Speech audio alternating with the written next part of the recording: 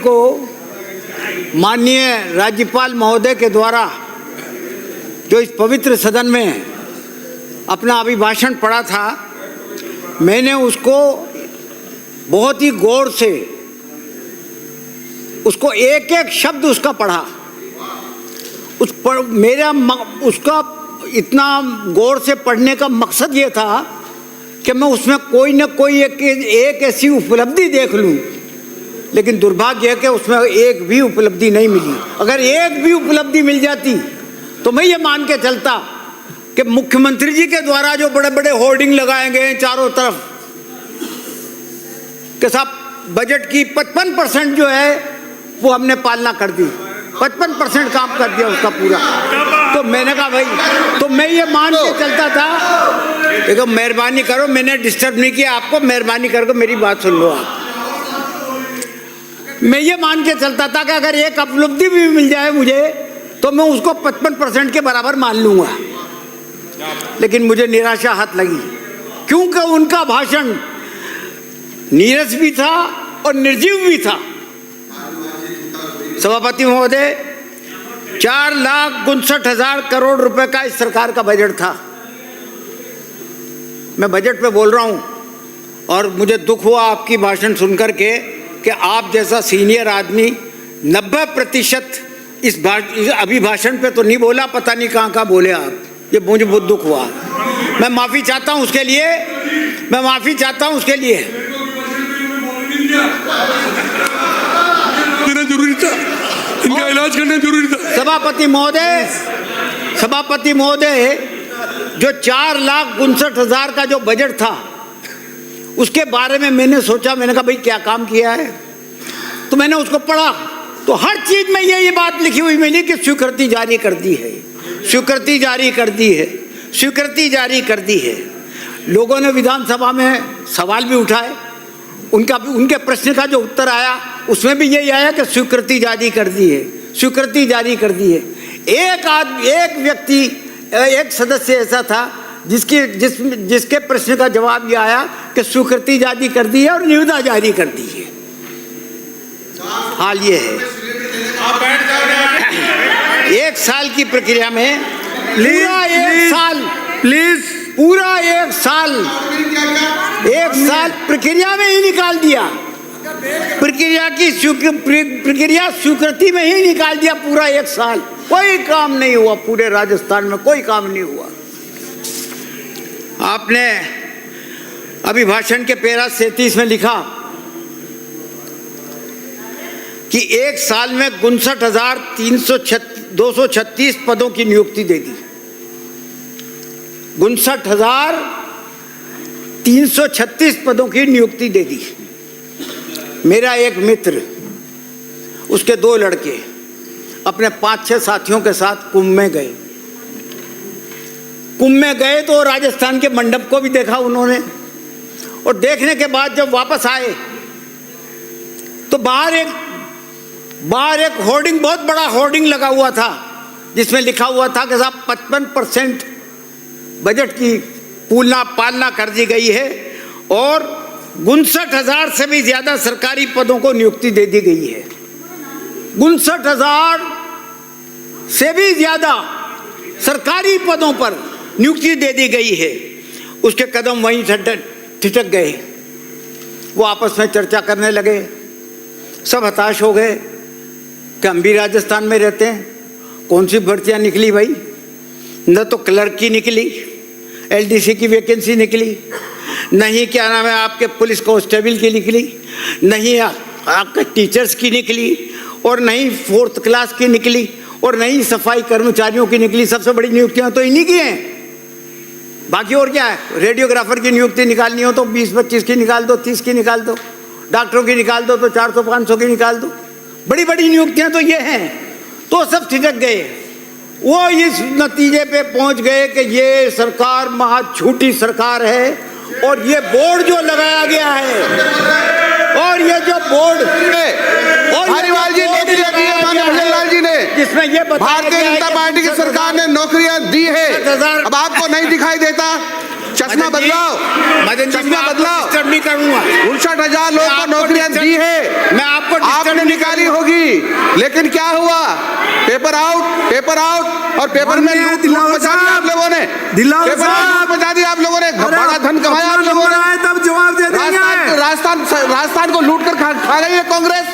और वो कोटा के नवयुवक इस नतीजे पे पहुंचे कि ये माननीय मुख्यमंत्री जी ने, राजस्थान के मुख्यमंत्री जी ने बोर्ड इसलिए लगाया है कि योगी को चिढ़ाया जावे कि देख तुमसे बढ़िया तो काम मैं कर रहा हूं।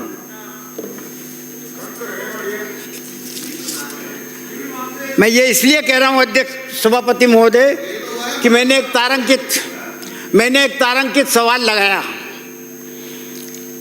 1526 नंबर का, और उसमें पूछा था कि विभिन्न विभागों में कुल कितने पद रिक्त चल रहे हैं। इतनी सी बात थी कि विभिन्न विभागों में कुल कितने पद रिक्त चल रहे हैं और उनके पदों को उन पदों को भर्ती करने के लिए क्या विज्ञप्ति जारी कर दी गई है, रिक्त पदों को भरने की सरकार की क्या योजना है और उन्हें कब तक भर दिया जाएगा। ये सवाल था मेरा। मुझे जवाब मिला कि आपका सवाल बहुत लंबा है। अब इसमें क्या लंबा था? ये तो सब बातें आप नहीं भी बोलते तो बाकायदा जो है कि हम लिख के दे देते, मुझे तो ही मान लेता। मैं क्यों नहीं दे रहे हो? छुपा क्यों रहे हो? क्यों छुपा रहे हो यार? क्यों झूठ प्रचारित कर रहे हो? इसमें खाली भरेंगे हम भरेंगे। आपने एक भी पद नहीं भरा ना, इसलिए। माननीय सदस्य मंत्री महोदय, अगर हिम्मत होती तो सिलसिलेवार, तारीखवार, पदवार, विभागवार बताते कि फलाने तारीख को विज्ञप्ति निकली थी और फलाने तारीख को नियुक्ति दे दी गई।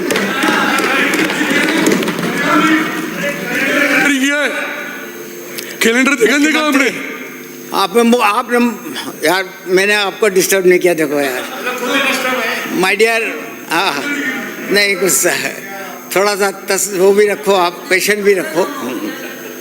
मुख्यमंत्री युवा संबल योजना में 2 लाख बेरोजगारों को सहायता देने का वादा किया था। 2 लाख बेरोजगारों को सहायता देने का वादा किया, जिसके लिए 866 करोड़ रुपया आपने बजट में प्रावधान रखा। वो वित्त मंत्री जी चली गई। कितने को सहायता दी? अभी भाषण में आपने बताया कि सिर्फ 448 करोड़ रुपया खर्च हुआ है, आधा हुआ। ये उपलब्धि है आपकी। 866 रुपया रख रहे हो, करोड़ रुपया रख रहे हो, और बताओ और खर्चा कर रहे हो कितना? 448 करोड़ रुपए का। नौनेरा बांध की बात करी आपने, आदरणीय कृपलानी साहब ने। निश्चित तौर पर माननीय मंत्री महोदय, निश्चित तौर पे ये विचार तत्कालीन मुख्यमंत्री श्रीमती वसुंधरा राजे का था। लेकिन ये बता दो देर क्या हो रहा था कि एक पैसा भी भारतीय जनता पार्टी की वो सरकार और इस सरकार ने नौनेरा बांध को बनाने में खर्च किया क्या? वो कंप्लीट हो चुका बांध। धारीवाल साहब हासन को संबोधित करते हुए पीपलदा से आने वाले बैठे हुए हैं जहां पर बांध बन रहा। देखिए आप कब तो चालू हुआ उसका काम और कब खत्म हुआ। ये कांग्रेस के टाइम पे खत्म हुआ और कांग्रेस के टाइम पे काम पूरा हुआ। मैंने सभापति महोदय, मैंने ये आपकी पार्वती, काली सिंध और चंबल, जिसको PKEC का नाम दिया है, और ERCP का MOU मांगने के लिए एक प्रश्न लगाया कि मुझे MOU की कॉपी दे दो। जवाब आया, उसको रिजेक्ट कर दिया। जवाब आया कि आपका प्रश्न बहुत लंबा है। अरे यार, MOU तो सब डॉक्यूमेंट है, उस डॉक्यूमेंट को रख देते हैं यहाँ पर, जवाब की जरूरत दिखा थी। आपको लिखित में ही तो देना था। कोई MOU मैंने ये थोड़ी कहा था कि पढ़ के सुनाना मुझे।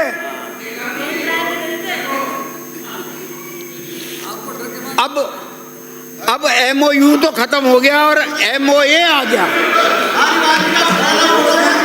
अरे दादा भाई, तेरे मंत्री महोदय दिलावर साहब, दिलावर साहब प्लीज प्लीज। अब एमओयू तो खत्म हो गया, आप तो रुको ना, और मैं बैठा हूं ना, एमओए आ गया, आप कोई बात नहीं, शांति रखो ना।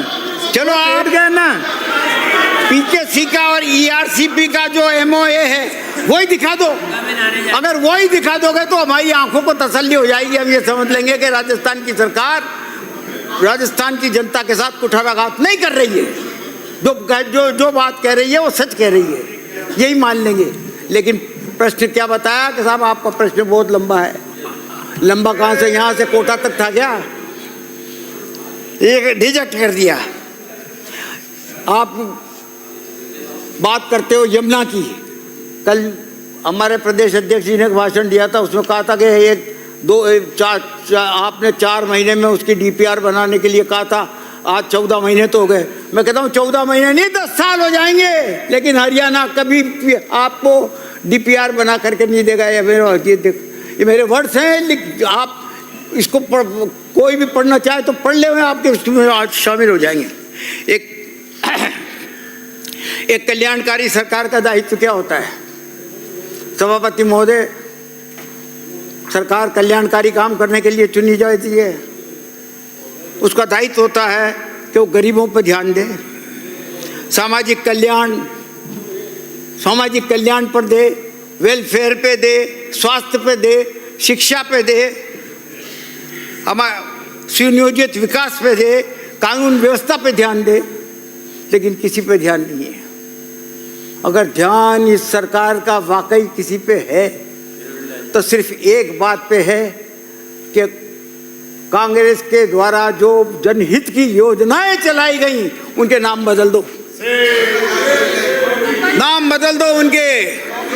अरे दादा भाई, ओ मदन बैठ जा यार, बैठ जा भाई, तेरे हाथ जोड़ लूं हाथ, अरे बैठ जा। दिलावर साहब प्लीज।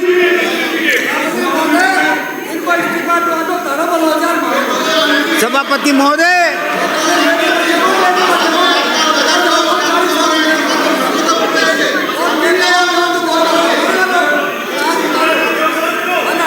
क्या पता क्या कारण है सभापति महोदय। सुनो सभापति जी, सभापति जी सरकार, अब दिलावर साहब की जगह मैं खड़ा हो जाऊंगा, कोई दिक्कत नहीं है। अरे मेरे विराजो विराजो, मैं खड़ा हो जाऊंगा। माननीय विराजे। क्या पता क्या कारण है सरकार, सभापति महोदय, कि भारतीय जनता पार्टी को इंदिरा गांधी और राजीव गांधी और राहुल गांधी के नाम पर इतना ऐतराज क्यों है? क्या वजह क्या है? क्यों इनका दिल धड़कता है उनके नामों पर? 30 से भी ज्यादा योजनाओं का नाम बदल दिया गया है, और कल एक और नाम बदल दिया। कौन सी योजना थी वो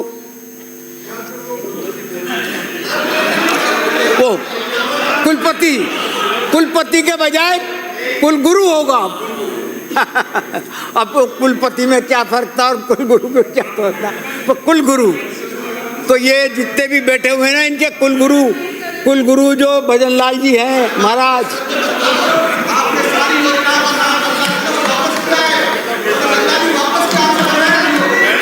प्लीज दिलावर साहब, प्लीज प्लीज प्लीज अपने जवाब दे देना ना, अपना नंबर आए तब जवाब दे देना प्लीज।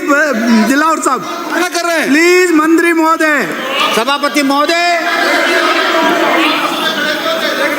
प्लीज आपका सभापति महोदय, 87,96,000 व्यक्तियों को मुख्यमंत्री पेंशन सम्मान योजना में लाभान्वित करने का लक्ष्य रखा गया था, और 13,000 करोड़ रुपया उसके लिए रखा गया था। दर की ठोकरें खा रहे हैं आज वृद्धावस्था पेंशन, सम्मान पेंशन लेने वाले, विधवा पेंशन लेने वाले, विकलांग पेंशन लेने वाले, और 4-5 महीने हो गए उनका पेमेंट नहीं हो रहा है, कोई सुनवाई नहीं है। ये बिल्कुल असत्य है, ये धारीवाल साहब बिल्कुल असत्य है। दिसंबर तक की सामाजिक सुरक्षा पेंशन सबके खाते में डाल दी गई है। दे देना जवाब, दिसंबर तक किसी का भुगतान बकाया नहीं है। इस प्रकार की असत्य बात नहीं करें। आप सीनियर आदमी हैं, आप सीनियर नेता हैं, झूठ बोल रहे हो। आप जब क्यों झूठ स्वास्थ्य बोल रहे हो, मंत्री थे, बार-बार असत्य आप बोलते जब हो। स्वास्थ्य शासन मंत्री थे, असत्य बोलते हैं आपने मंत्री। एक भी सवाल इनका नंबर आया, का जवाब दे नहीं देना। दिया आपने। Please, सर्वोपरि please, कांग्रेस की बात को सबको पता है बिल्कुल कितनी असत्य पेंशन बात मिल रही करते है। हैं आप। पूरे हम जब अखबार 5 छपे साल आपके थे, खिलाफ 5 पेंशन साल नहीं विधायक देने पे। थे, एक झूठ भी बोल के सवाल बच का रहे उत्तर जाते हो। आपके विभाग की तरफ से नहीं ये मिला क्या था बात हुई? और आप आज इस सभापति प्रकार से जी, सदन को गुमराह कर रहे सभापति जी, हैं। दिसंबर तक की सभापति सारी जी, पेंशन खाते में जा चुकी है, सभापति पालनहार की जा चुकी है, सब जा चुकी ये है। बता दीजिए, आपका मौका है जब बता देना। आप भी यार सारे पूरा आप लिए बैठे हो। 4 महीने पेंडिंग रहना गलत बात है। ऐसे सीनियर मैं व्यक्ति को बोलूंगा इस जब सारे प्रकार की तथ्य पेश बातें नहीं करूंगा। कहनी चाहिए, नहीं कहनी चाहिए। ऐसी पेंशन कब गलत डाली बातें। है, सबको पता है। किसी प्रकार की गलत बात नहीं कहनी चाहिए। आप कह रहे हो उन लोगों की आप बकाया समझ है रहे हो। जिनका बैंक मंत्री डिटेल को के बताइए, बारे आपका नंबर आया जो बोलना। ये मुझे लिख के भेज देना यार। सभापति महोदय, सारी पेंशन जा चुकी है। 1,30,000 1,30,000 सहरिया, खैरवा और कैथोड़ी जाति के व्यक्तियों के लिए बजट में प्रावधान किया गया कि उनको दाल, तेल और देशी घी का वितरण किया जाएगा। एक भी घर बता दो मुझे इन जातियों का, एक भी घर जहां पर कि ये सामान पहुंचाओ। ये बजट का प्रावधान है। चिकित्सा की बात करूं, आप पता करवा लीजिए, उनके अंगूठे हैं। शहरी आपके आप झूठ बोल रहे हैं, उनके अंगूठे हैं। प्लीज प्लीज ऐसे बोल रहे हो वर्जी, सबको मिल रहा है। प्लीज आप पता धारीवाल करो, साहब, बता देना है। चिकित्सा की बात करूं, सबके अंगूठे लगे हुए हैं। चिकित्सा की बात करूं तो बजट में ये प्रावधान किया था कर कि रहे साहब हैं। गंगानगर ऐसे ही गंगानगर झूठ बोलते जा रहे हैं। महोदय, मेरा व्यवस्था का प्रश्न कोई है। आधार लेके आओ, आधार। बजट में ये प्रावधान किया गया था मेडिकल कॉलेज उधर से और कोटा मेडिकल कॉलेज को झूठ बोल रहे हैं। ऐसे बोल रहे हैं। धारीवाल साहब प्रश्न आप गुमराह कर रहे हैं, संबोधित करते हुए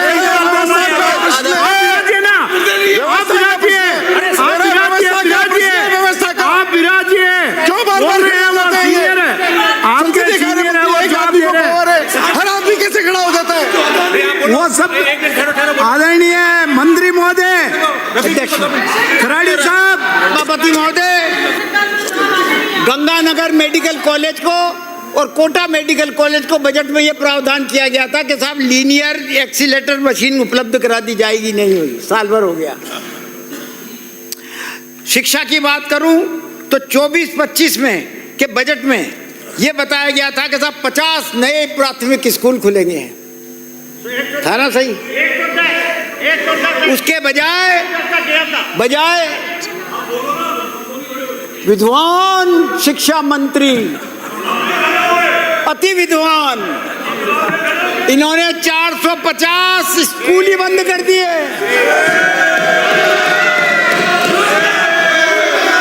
सभापति महोदय, असत्य बयान है। एक भी विद्यालय बंद नहीं किया है, एक भी विद्यालय बंद नहीं किया है। ये कमजोर एक भी विद्यालय बंद नहीं किया है। कमजोर छात्रों को 1200 रुपए देने का वहाँ बच्चे नहीं थे, सिर्फ उस कागजों में ही बिल्डिंग की दे गई। जिम्मेदारी पास के विद्यालय वालों को दी है। हमने कोई बंद नहीं किया है। ये असत्य बयान कर रहे हैं, असत्य बयान कर रहे हैं। अपना ये नंबर आए तब अपनी गलती को सुधारे। धारीवाल जी, अपनी गलती को सुधारो। एक भी बंद नहीं किया है। जो खाली पड़ा था स्कूल जिसमें आप बता बच्चे देना नहीं मुझे। थे, अलग से बता जिसमें देना। छात्र नहीं थे, उनकी बिल्डिंग जो अलग से थी, बता देना, मैं भी उसको बता हमने दूंगी। पास के विद्यालय को सभापति संभाला है। जी, मेरा व्यवस्था का प्रश्न है, ये ऐसे भाजपा होता ने नहीं विपक्ष में है। रहकर- अभी भाषण पे कोई भी माननीय सदस्य अपनी बात रखता है तो ये तो सारे मंत्री खड़े होकर जवाब दे देंगे। या तो मुख्यमंत्री जवाब माननीय देगा, जूली साहब, आप सुनिए, या माननीय- तो मुख्यमंत्री माननीय जवाब देगा नेता या संसदीय प्रतिपक्ष मंत्री महोदय, जवाब देगा। जब श्री चंद जी बोल रहे थे तब क्या चल रहा था? श्री चंद जी की फिर भी- हमारी आपस की फिर भी बात मैं है, नहीं कह रहा श्री हूं। चंद जी हमारी दोनों आपस की बात है। मंत्री दोनों खड़े की होकर बात जवाब है। देंगे, व्यवस्था का प्रश्न है, सीनियर है। ये व्यवस्था का प्रश्न है। प्लीज आप क्यों इसका तमाशा बना रहे हो विधानसभा? आप तमाशा बना रहे हो, विराजिए। कदर मचा रखा है आपने। प्लीज। कोई मतलब है? ये सीनियर आपका सीनियर जो मंत्री रहे हुए आज धारीवाल साहब जी खुद सक्षम है, वो बोल रहे हैं, जवाब दे रहे हैं। और प्लीज गहलोत साहब, प्लीज गहलोत जी, प्लीज आप विराजिए। अन्य सभापति सभापति जी, 2 मिनट रुको। मेरा सही। व्यवस्था का प्रश्न है और आप रुको तो व्यवस्था सही। दीजिए। आप प्लीज आप व्यवस्था दीजिए। रुको तो सही, प्लीज विराजिए। आपने विराजिए। 4 महीने की पेंशन, एक माननीय सभापति महोदय, माननीय सभापति महोदय, प्लीज विराजिए, धारीवाल जी ने कहा, विराजिए, धारीवाल जी ने कहा कि 4 महीने की पेंशन बकाया है, अगर बकाया नहीं हुई तो धारीवाल जी क्या करेंगे बताइएगा। इस प्रकार से गलत बयान नहीं दीजिए आप हाउस के अंदर। साहब विराजिए, विराजिए, मेरा दोनों ही दलों से हाथ जोड़कर मेरा दोनों ही दलों से रिक्वेस्ट करता हूं कि कोई सीनियर लीडर बोल रहा है तो कोई इनको इंटरफेयर ना करे। जब आपकी बारी आए तब जवाब दे देना। वो बोल रहे थे तो आप जवाब दे दो, धारीवाल साहब बोल रहे हैं तो आप जवाब दे दो, बीच में आप फिर और सभापति महोदय प्लीज प्लीज बोलिए। जब भारतीय जनता पार्टी ने विपक्ष में रहकर के जिन शर्तों को भ्रष्टाचारी बताया था कि ये शर्तें इसलिए लगाई गई हैं टेंडर में कि इसमें भ्रष्टाचार हो रहा है, सत्ता में आकर के उन्हीं शर्तों पे काम कर रहे हो। प्रदेश में सरकारी विद्यालयों में निशुल्क बांटने वाली किताबों के कागज की खरीद में बड़ा घालमेल चल रहा है। राज्य पुस्तक मंडल ने कागज खरीद का जो टेंडर निकाला है उसकी शर्तें चुनिंदा लोगों को ही मिले ऐसी बनाई गई है। आरोप है कि 3-4 मिलों को करने के लिए जांच कर ले, बयान कर रहे हैं भ्रष्टाचार करते हैं। याद आ रहा है धारीवाल जी को, भ्रष्टाचारियों को भ्रष्टाचारी याद आता है, भ्रष्टाचारियों को भ्रष्टाचारी याद आता है। मैं बोल रहा हूँ जमात है, व्यवस्था है, भ्रष्टाचारी जमात है, सरकार की बातें करनी रहती है, ये व्यवस्था है। ये माननीय भैया जी की सरकार ईमानदारी से काम कर रही है, अरे शिक्षा विभाग में ईमानदारी से काम हो रहा है, लेकिन आप तो भ्रष्टाचारी हो। मंत्री जी विराजिए, फिर वो की वही बात है, ये आपस में विकास रहेगी। आपने 157 स्टेट हाईवे, उनकी 12 बाईपास सड़कें, 31 railway overbridge, underbridge, flyover, elevated road और 11 हाई लेवल ब्रिज बनाने की घोषणा की। अभी भाषण में एक का भी उल्लेख नहीं है, एक का भी उल्लेख नहीं है। साल भर हो गया। जयपुर में हाईटेक सिटी बनाने की बात करी, अरे जमीन ही चिन्हित नहीं करी यार, बताइए जमीन ही चिन्हित यार क्या मंत्री क्यों लैंड पुलिंग मेरा की माननीय व्यवस्था का प्रश्न है, का क्या हुआ? ये जो कुछ शब्द आया है उनको डिलीट कर दीजिए यार, शब्द को डिलीट कीजिए। आप वो अंकित हटा दो। पटेल साहब मैं कोई, और ये सब काम होंगे भी क्यों? आखिर दिल्ली दरबार में हाजिरी लगाने से ही फुर्सत नहीं है, काम कौन करेगा? नहीं है 1000 इलेक्ट्रिक बसें चलाई जाएंगी। एक भी इलेक्ट्रिक बस किसी राजस्थान की सड़क पर चलती हुई दिखी क्या आपको?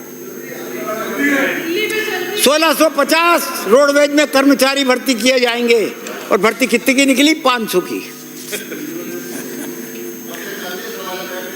विद्युत मंत्री जी बैठे हुए हैं, आप जब छोड़ करके गए थे, मैं पूछो कि मैं बस से आया हूँ रोडवेज की से, प्लीज विद्युत मंत्री जी सुन लो, आप जब छोड़ करके गए थे तब कुल विद्युत उत्पादन की क्षमता माननीय धारीवाल साहब आसन को अंकित करते हुए अपना बात रखें। तो बताओ किसको संबोधित करना है? माननीय सदस्य संबोधित करना है क्या? सदस्य सीनियर सदस्य हो आप, आसन को संबोधित करते हुए आप अपनी बात रखें। उस वक्त कुल 21,077 मेगावाट थी, जिसको हमने 3,707 मेगावाट की वृद्धि करके 24,783 मेगावाट किया। आपने कहा कि साहब आपने कुछ 1 मेगावाट भी नहीं बनाया, सुधारा, सारे तंत्र को सुधार करके हमने जो है इतनी बढ़ाई करी। ये आंकड़े मेरे नहीं हैं, ये आंकड़े आपकी उस किताब के हैं जो आर्थिक वो दी ना आपने, इकोनॉमिक सर्वे, उसके आंकड़े हैं। उसमें देख लो आप कि हमारे वक्त में कितनी बढ़ गई और आपके वक्त में क्या थी। प्रोडक्शन कैपेसिटी 26,325 मेगावाट आप बता रहे हैं। अगर आपकी बात सही है तो मैं मान लूं कि 1542 मेगावाट बढ़ गया होगा, लेकिन राज्यपाल महोदय के भाषण में आपने उनसे मिथ्या बुलवाया कि उत्पादन क्षमता 2180 मेगावाट की वृद्धि की है। अपनी बात समाप्त कीजिए। 765 केवीए के 6, 400 केवीए के 2, 220 केवीए के 12, 132 केवीए के 40 जीएसएस स्थापित करने की घोषणा की गई बजट में। कितने बन गए? एक का भी जिक्र नहीं है, एक का भी अभी भाषण में जिक्र नहीं है। मैं आपको एक सुझाव देना चाहता हूँ, बहुत गंभीर बात है, बहुत सुझाव है, ये सुधारने का सुझाव है कि आप रूफटॉप जो सोलर लगाता है उसका जब एक्सेस आ जाता है तो एक्सेस का क्या करते हो आप कि उसका पेमेंट कर देते हो। आपका पेमेंट क्यों करते हो आप? उसके बिल में शामिल करो ना, उसके बिल में शामिल करो, तब जाके फायदा होगा उसको। क्योंकि आप तो पेमेंट करते हो 2 रुपये 40 पैसे का, 2 रुपये 35 पैसे का, और बिल आता है 7.5। प्लीज सदस्य अपनी बात समाप्त कीजिए। आप उसको करो ताकि ये आपका रूफटॉप सोलर जो है उसको वो निश्चित तौर पर जो है उसको लगाने का बढ़ेगा, विस्तार होगा उसका। अब एक बात और मैं बता दूं आपको, आपके सोलर प्लांट का जो प्रोजेक्ट है 2222 करोड़ रुपए का, उसकी शर्तें बदल दी, और शर्तें बदल के किस कंपनी को देना चाहते हो? किस कंपनी को देना चाहते हो? अब मैं कानून व्यवस्था की बात करूं, सिर्फ इतना सा कहूँगा कि देश सभापति महोदय, न तो कोई प्रदेश में ना तो कोई कानून व्यवस्था है और न ही अपराध, ये प्रदेश अपराधियों की शरणस्थली बन चुका है। इसमें कई किस्से लंबे चौड़े हैं, मुझे टाइम भी नहीं है इतना, मैं बोल नहीं पाऊंगा। पोशार की बात करता हूँ। मैंने एक बार पढ़ा और 2 आंगनबाड़ियों को प्लीज सदस्य समाप्त कीजिए अपनी बात। 2 आंगनबाड़ियों को विजिट किया कि क्या हाल है। तो पोषार में सिर्फ 5 से 10% तक विटामिन और 26% ही कैल्शियम मिलता है। कुपोषण दूर करने के लिए राज्य सरकार हर साल 1000 करोड़ रुपया खर्च करती है। आंगनबाड़ी केंद्रों के माध्यम से पोषार बांटने पर खर्च कर रही है। आंगनबाड़ी केंद्रों पर घटिया फोर्टिफाइड प्रोसेस पूरक पोषार सप्लाई हो रहा है। आंगनबाड़ी कार्यकर्ताओं का कहना है कि केंद्र पर जो नया पोषार पैकेट मिल रहा है, समाप्त कीजिए, सप्लाई किया जा रहा है, श्री छोटू सिंह जी का है और बच्चे इसे पसंद नहीं करते, और दलिया और दाल भी आंगनबाड़ी में बच्चों के पोषार को खाना पसंद नहीं करते, और बोल रहे हैं मवेशियों को दिलवाया जा रहा है। माननीय सभापति महोदय, आपने मुझे माननीय राज्यपाल महोदय के अभिभाषण पर बोलने का अवसर दिया। इसके